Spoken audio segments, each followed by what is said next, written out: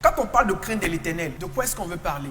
Il dit ceci dans le livre de Hébreux 11:6. Il dit, or, sans la foi, il est impossible de lui être agréable. Il faut que celui qui s'approche de Dieu croit que Dieu existe. On ne craint pas quelqu'un qu'on ignore. On ne craint pas quelqu'un qu'on méprise. Hébreux 12:6. Il dit, car le Seigneur châtie celui qu'il aime et il frappe de la verge tous ceux qu'il reconnaît pour ses fils. La crainte de l'Éternel, c'est de croire au Dieu qui aime. Voici le problème. Beaucoup de personnes voient Dieu comme un Dieu aimant. C'est pas faux. Dieu est un Dieu aimant, mais n'est pas que le Dieu bon. Il est aussi le Dieu juste. Et dans sa dimension de Dieu de justice, la Bible dit que car le Seigneur châtie, ça c'est des thèmes qui font peur. Dieu châtie, moi j'ai frapper, et il frappe de la verge tout ce qu'il reconnaît pour ses fils. Et quand vous lisez la suite du texte vous dit que mais c'est comme un père. La crainte de l'Éternel, c'est accepter les doubles faces de Dieu. C'est d'accepter celui qui aime et d'accepter celui qui corrige, d'accepter celui qui est bon, d'accepter celui qui frappe, d'accepter celui qui fait des dons, mais aussi celui qui redresse. L'un sans l'autre n'est pas bon. La Bible dit le commencement de la sagesse, c'est la crainte de l'Éternel. Quand quelqu'un commence à développer la crainte de Dieu, vous pouvez sentir la crainte de Dieu influencer ses paroles. Lorsque vous lisez la Bible dans le livre de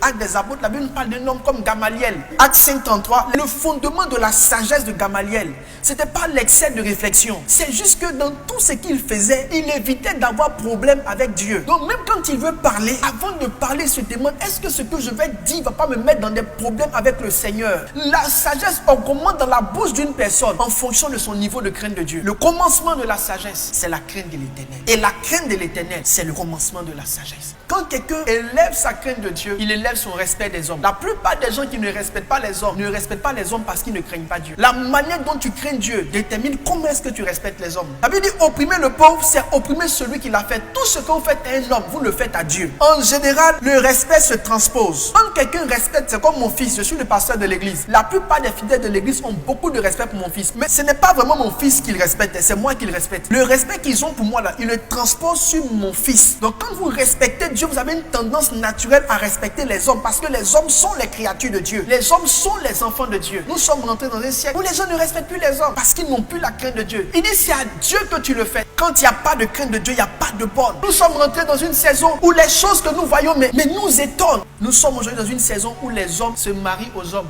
Dieu ne te fait pas peur. Des nations qui ont légalisé l'homosexualité, c'est parce que vous ne craignez pas Dieu que vous pouvez fonctionner de la sorte. C'est incroyable de voir un monde où un papa marie sa fille, où une maman marie son fils. Dans quel monde sommes-nous entrés?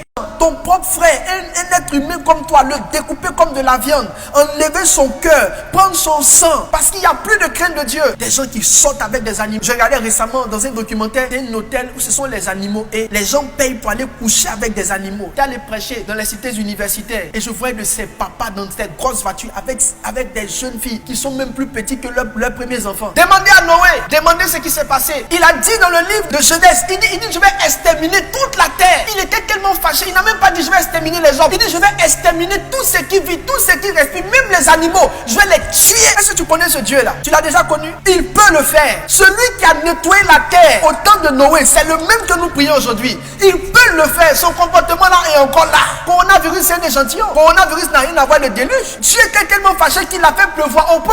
La montagne la plus haute était sous les eaux. Ne provoquez pas le Seigneur. Demandez à ceux de Sodome et Gomorrhe. Lorsque Dieu s'est énervé, demandez-leur ce qui s'est passé. Le feu est descendu. Toute une ville a été consumée. Les chercheurs même disent que jusqu'au jour d'aujourd'hui, le lieu là où se trouve Sodome et Gomorrhe, le sol est noir. Tellement que le feu a brûlé ce lieu. Le sol est noir. Ne provoquez pas l'Éternel. Là où vous êtes, si Dieu vous dit qu'il n'aime pas quelque chose, ressaisissez-vous. Non. La femme de Lot, je n'ai pas dit la femme de quelqu'un d'autre, la femme de Lot, Lot, le neveu d'Abraham, qui est censé être au moins dans l'alliance avec Abraham, d'une certaine mesure. Elle a juste tourné sa tête pour voir. Quand elle l'a regardé, elle est devenue une statue de sel. Dieu n'a même pas pensé dans son cœur que c'est la femme de Lot.